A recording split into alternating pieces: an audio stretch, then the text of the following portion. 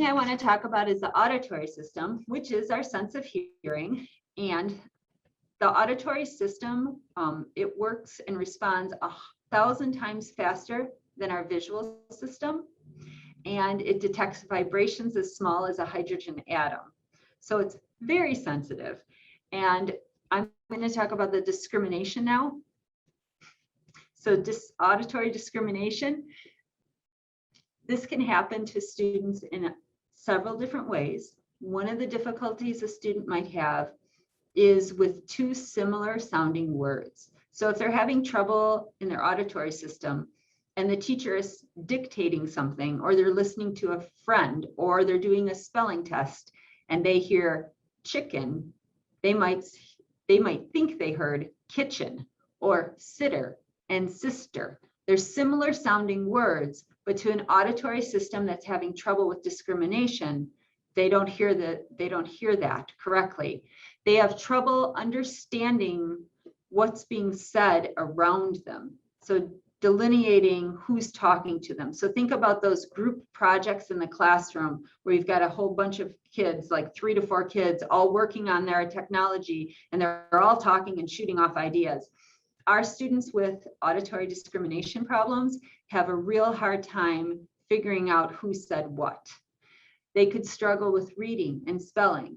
Again, if they're thinking it's kitchen and not chicken, like the teacher said, they're not going to be spelling it correctly, or else they might hear phonetic wrong. So they hear the word cat and they start it with a T because that's the last sound that they heard. So they're spelling it incorrectly. Or you might see a student like listen really hard, and then you say, okay, repeat my instructions. And they do, but not in the right order. So those are difficulties with auditory discrimination. Auditory modulation, we're looking at that over responsiveness, which means that they are taking in so much information and they're really having a hard time ciphering it out. So they're the ones that do not like the loud noises. They're covering their ears. They're trying to block all that noise out. They're overreacting to that background noise. So they're the ones that are hearing the fan, they're hearing the clock, they're hearing somebody in the hall, they're hearing the truck drive by, they're hearing all the kids talking in the background, and they're really having a hard time blocking it. They might hide, they might cry to those noises, especially the drills, instruments, announcements, because you have no way of controlling the level of noise that's coming in or the level of that coming in. And they're really bothered and distracted by those smaller background noises. Most of the time, these are the kids that are struggling even attending to the teacher because everything's coming in at the same level and they really don't know what they're supposed to be attending to. They may also be the kids that make the most noise because they're trying to block out that noise. Under-responsive is that opposite. It means that they're trying to get more input in order to understand it. So they're unable to modulate their voice, so they talk really loud. They prefer higher volumes on their headphones. They're the ones that, you walk by and you can hear the music that's going on, even though they have the headphones on. Even when they're in a quieter environment, they're the ones making the noise in order to get the input of what's going on around them. They're tapping the table, they're humming, they're making more of the noise than what's around them at times. They're also the kids that have to have something on when they go to bed at night. The TV's on, TV's always on the background, music's always on the background, because they're always seeking that input. They might put their ears up against something in order to get the vibration, the bass sound of it, and get more of that stronger input. But they also then might not respond to some of those other sounds because it's not enough input that's coming into their system. What can we do? Environmentally, we really need to think about what do we have control for, strategies. What is it that we can influence? Typically, we see noise reduction headphones. Yep, thank you. Typically, we see noise reduction headphones for those kids that have so much coming in that they can't block it out themselves. The noise reduction headphones will block those out. Regular headphones are used for kids that are trying to get more input because now they can control the volume up and down as well. They're going to be wanting to seek more, where our kids that already are getting so much, their volume is going to be down. Consider earbuds. I know that middle school and high school kids tend to wear more earbuds, but earbuds have a very different sensory impact when you put them in. And they actually also give you a different input of what you're hearing. So some kids really like that. Some kids really hate that. So be aware that not all kids can do earbuds, or some kids prefer that. But give them options to know what works best for them. And there's a lot of different types. There's some that go around the ears, there's some that go in the ears. It's not a one size fits all. So you need to be respectful of what works best for them. We also want to consider speech output. Helping them identify what works best for them. Do they need letter by letter? Do they need by word, or do what they want complete sentences for speech output that's going to really help them? Or is it going to be more distractive? For some of our students, they only need the sentence read to them once it's done.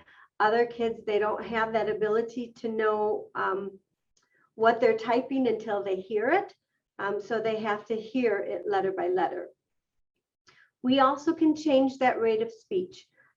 And not only that rate of speech, but we can change female versus male. We can change accents. We can change pitches. A lot of that is in the Snap to Read program that we use in our district. I know that there are other programs out there that you can use as well. But it really helps if you allow kids to kind of pick what works best for them in order for them to understand better. Kathy's going to show you on the next page the UCAR that we use, and it really helps identify that that text reader versus an audio reader versus a human reader. Ooh, my turn. Yes. Okay, so I'm really excited about this. So in our school district, we UCAR all of our students in special education. That's mandatory. And we're also doing a lot of whole classes, like the entire 6th grade, the entire 7th grade get UCAR'd. These are 2 students that I actually work with. And what you can see is where you see the little person's face in the grade level, that's their actual grade level. So for this young man, at a 1st grade level in silent reading, he had 0% comprehension because that just, his decoding is just not there. When he listens to a human audio voice, he has 75% comprehension at his grade level and 63% at 4th grade level. Okay, here's where I get ridiculously excited, because text reader, which is a computer generated voice, puts him 88% at 3rd grade, 80% at 5th grade, and 55% at 7th grade. What? Shut the front door, because this is crazy. This is a kid who thought he was stupid because he still looks at his keyboard and says, is this the G? Yeah. And he's in 3rd grade and he can't spell and he can't really read except for like I, A, and the. And now he sees something like this, and it was life changing, and it changed his perception of how he could do his work. And it also changed all of the educators who come in contact with them, whether they knew it or not. There's a bias. And when we're able to show them this hardcore evidence, their perception of his ability changed. And the second one, I just wanted to put in there because you could see that silent read and text read were just not an option for this young man. But if he was given a human voice, it was 63% at his grade. So that's where we're supporting him. And this is where we start supporting, but it's not where we stop. So we're still, we still teach. It's not like we're like, well, okay, we're done now. No, we still teach, and we We've worked with Kathy White long enough now that we know it's super, super, super important that we continue to expose them to text readers, because the accommodations on all of those standardized testing are typically a text reader when you're not assessing for the reading fluency. All right, our next sensory system is the tactile system. It's one of our largest sensory systems. It's the sense of touch, which includes vibration, temperatures, textures, and pain. When we look at discrimination, these are clumsy kids. They tend to grasp things without being able to modulate the strength that they have. So instead, they might be pounding on the keys instead of typing them. They're unable to identify a common object in their hand without being able to see it. That's stereognosis. So if you place a coin in their hands, they can't tell what it is. If someone touches them, they can't feel it, or they can feel it, but they can't really identify where you're touching them with. If someone touches them firm versus light touch, they can't discriminate between the two different touches as well. They usually have pretty poor fine motor skills, so technology is usually an access for them. Kathy, you can turn it to the next page. Technology is usually a good access for them, but fine motor is even challenging for keyboard access. Discrimination is really challenging for the tactile system with use of technology. Okay, so over-responsive tactile system are the kiddos who they're sitting in class and they're actively engaged in their academics, and the peer or the teacher walks by and the teacher touches them gently on the shoulder, or the peer accidentally brushes them, and they really over-respond. So they think somebody just hit them or they're super ticklish. It is an extreme response to a incidental touch. They avoid certain sensations. So certain keyboards, certain touch screens, those are hard for our kids with some sensitivity to tactiles. Cold and warm temperatures are uncomfortable, and I don't know what everybody's school district's like, but I know in my school district, I can go from one room and be really warm, and the next room I could be really cold. And our kids with tactile modulation problems that are over-responsive have a super hard time with that. So the under-responsive kids, they're the ones that want to touch everything. They touch everything. They have a super high pain tolerance. And like Deb had alluded to, they're really rough. They're kind of like the bull in the china shop. So they're the ones who are like setting their stuff down, and they don't mean to set it down like they've slammed it, but that's exactly what they're doing because they're just not able to get that input. It's that under-responsive. They're pounded on the keyboard and they don't really notice if somebody's trying to get their attention with that light touch. So some strategies that we would use. The computer keyboard, we look at that, the pressure of the keys, the distance between the keys.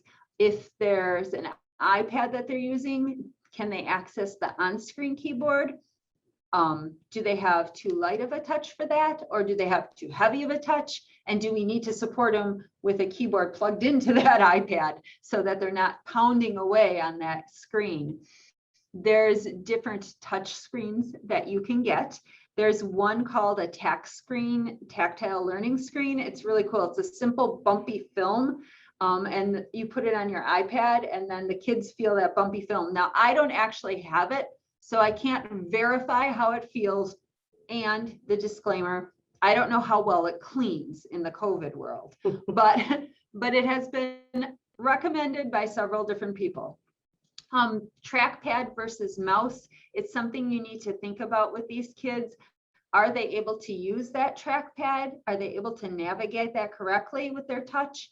Or do they actually need to use a mouse? I need to use a mouse. I'm not a trackpad person at all. I get really confused on a trackpad. So I have to use a mouse because that's my tactile system. Screen guards or key guards. So there's a picture of one there where it almost looks like the keys are cut out and then they can go down and they only hit one key versus accidentally hitting multiple keys. There's sticky keys that you could put on through accessibility, and sticky keys, instead of doing Control-Alt-Delete, you only hit one key. You assign one key for that motion. Or you could hit key repeat on the iPad. And what that does is, if for those kids who kind of hang on to that key and it does a whole row of Ks, the key repeat you set so that you're only able, like 5 seconds until you get the next K. So they touch K and they've got 5 seconds to come back off of that. So these are ways that you can do. There's styluses that you can provide to the students. You can purchase styluses. You can make homemade styluses for those students who have physical impairments.